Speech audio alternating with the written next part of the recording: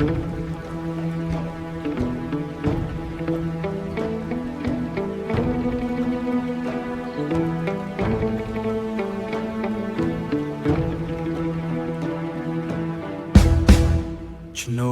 តភ្លើងឆេះកណ្ដាលព្រៃជ្រៅកណ្ដាលព្រៃជ្រៅភ្នែកមាសំឡឹងលើអធិរាជដំរីលើអធិរាជដំរីដីញ័រតិចតិចតិចតិចក្រោមជើងខ្លាវាប្រាប់ថាព្រៃនេះមានស្ដេចតែមួ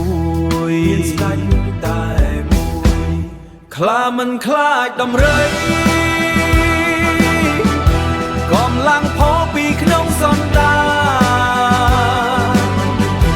បុកទម្លុះមេឃបំបែកកពពអំណាចព្រៃផ្សៃគ្រប់លើសត្វលោកអំណាចព្រៃផ្សៃគ្រប់លើសត្វលោកភ្លុកដំរីវែងត្រង់ដូចលំពេងវែងត្រង់ដូចលំពេងតែក្រញ៉ាំខ្លាទំលុះថ្មបានទំលុះថ្មបានគ្មានការសំរង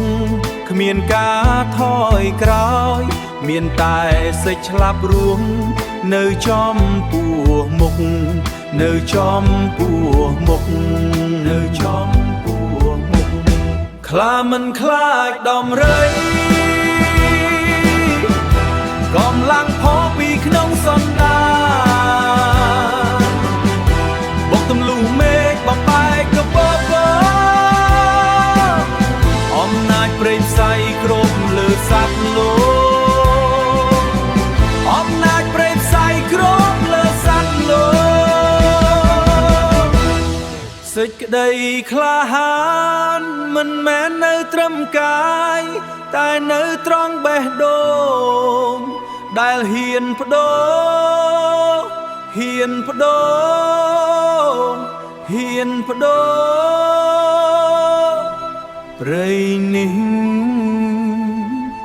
ជារបស់ខ្លាជាស្ដេចនៃព្រៃជាស្ដេចនៃព្រៃ